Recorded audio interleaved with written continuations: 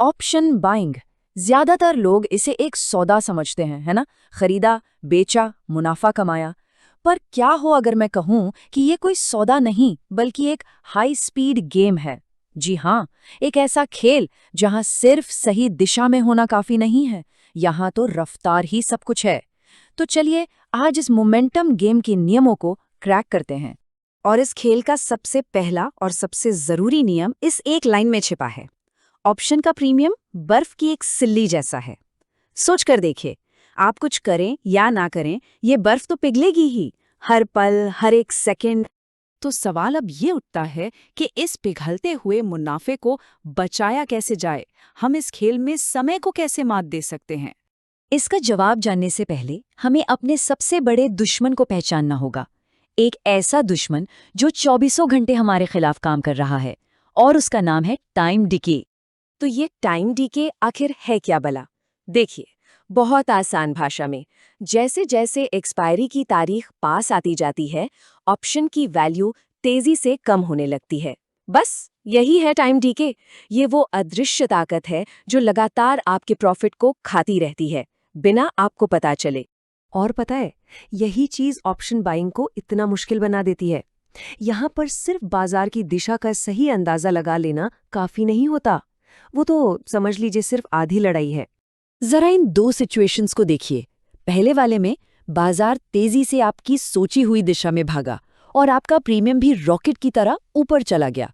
लेकिन अब दूसरी तरफ देखिए, बाजार कहीं नहीं गया, बस एक जगह पर रुक गया है।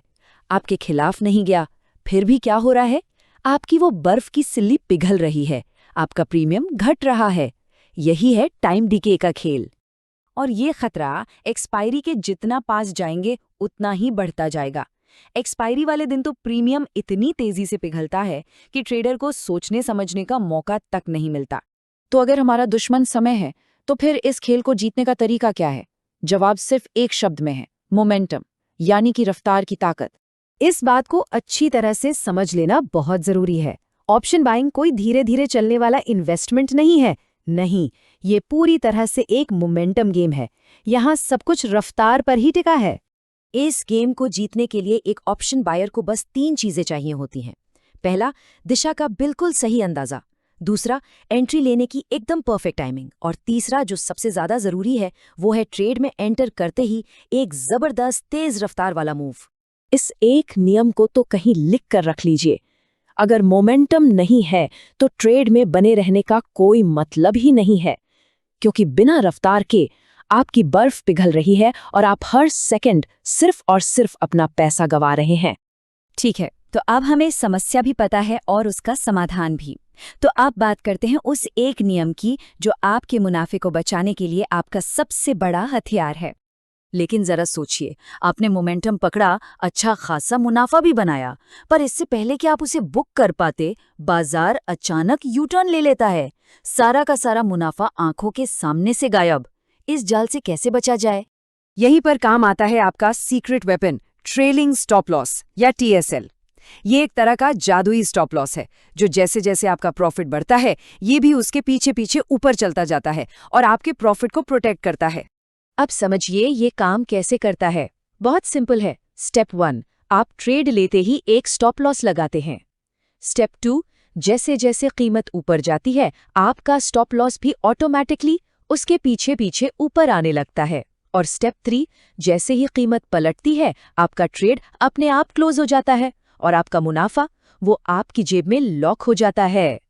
एक बात साफ तौर पर समझ लीजिए, इस तेज रफ्तार वाले खेल में अगर मुनाफे को सच में घर लेकर जाना है तो TSL वो सबसे जरूरी नियम है जिसे फॉलो करना ही करना है। इसमें कोई दो राय नहीं है।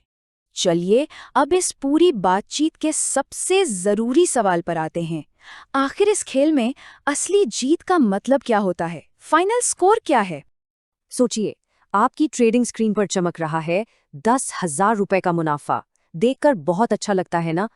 पर असली सवाल ये नहीं है। असली सवाल तो ये है कि इसमें से आप घर कितना लेकर गए।